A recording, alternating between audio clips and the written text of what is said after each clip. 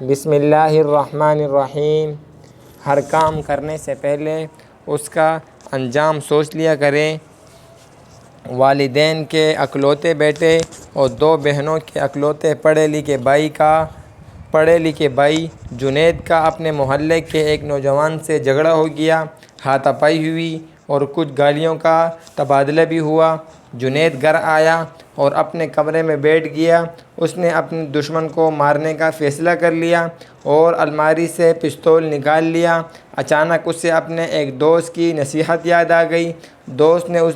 دوست نے اسے ایسا کوئی بھی انتہائی قدم اٹھانے سے پہلے 30 منٹ کے لیے واردات کے بعد کی صورتحال تصوراتی طور پر دیکھنے کا کہا تھا۔ جنید نے تصور میں اپنے دشمن کے سر میں 3 گولیاں فائر کر کے اسے ابدی نیند سلا دیا۔ 1 گھنٹے بعد وہ گرفتار ہو گیا۔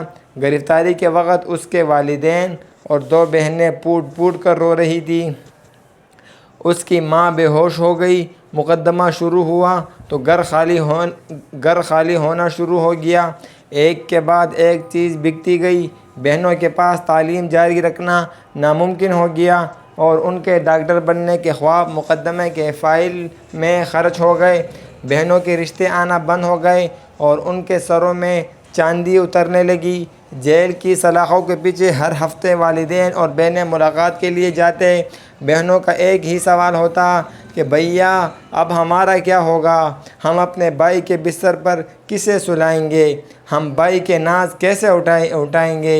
بھائی کے پاس کوئی جواب نہیں ہوتا۔ فیصلے کا دن آیا اور جنید کو سزائے موت ہو گئی۔ سزائے موت کی تاریخ مقرر ہو گئی۔ 25 منٹ گزر چکے تھے اور جنید کے جسم پر لرزہ طاری ہو چکا تھا۔ جیل میں وہ اپنی موت کے قدم گن رہا تھا اور گھر میں والدین اور بہنیں اپنے کرب اور اذیت کی جہنم میں جھلس رہے تھے۔ جنید کی آنکھوں پر کالی پٹیاں باندھ دی گئی اور اسے پھانسی گھاٹ کی طرف لے جایا گیا۔ 29 منٹ ہو چکے تھے۔ پھانسی گھاٹ پر پیر رکھتے ہی 30 منٹ پورے ہو گئے۔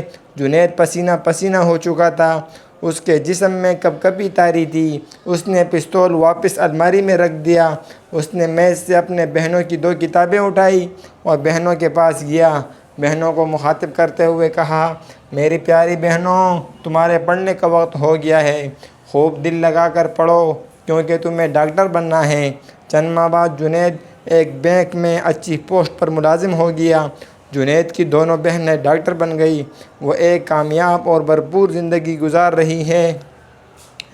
ان 30 منٹ کی تصوراتی واردات اور 30 منٹ کے مقدمے کی کارروائی نے ایک پورے گھر کو اجڑنے سے بچا لیا۔ آپ اپنی زندگی میں یہ 30 منٹ اپنے لیے ضرور بچا کے رکھیے گا۔ یہ 30 منٹ کی تصوراتی اذیت آپ کو زندگی بھر کی اذیت سے بچا لے گی۔